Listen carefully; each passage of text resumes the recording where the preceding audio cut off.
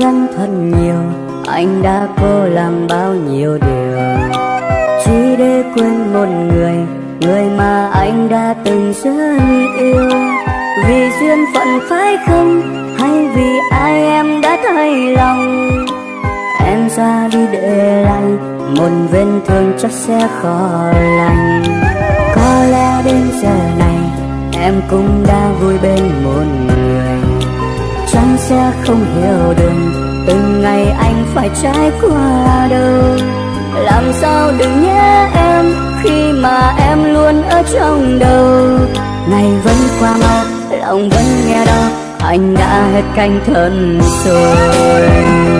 Dạy cho anh cách quên em đi, dạy cho anh không phải nhớ chi, dạy cho anh vô tình giống em như là em đã làm với anh.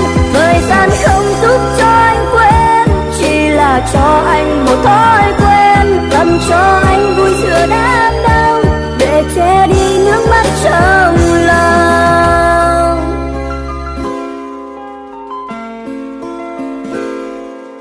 Quên làm sao, phải quên làm sao em ơi.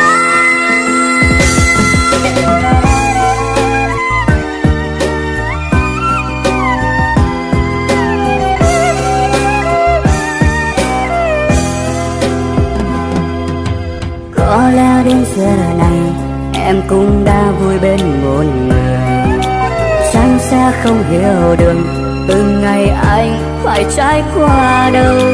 Làm sao đừng nhớ em khi mà em luôn ở trong đầu. Ngày vẫn qua mau, lòng vẫn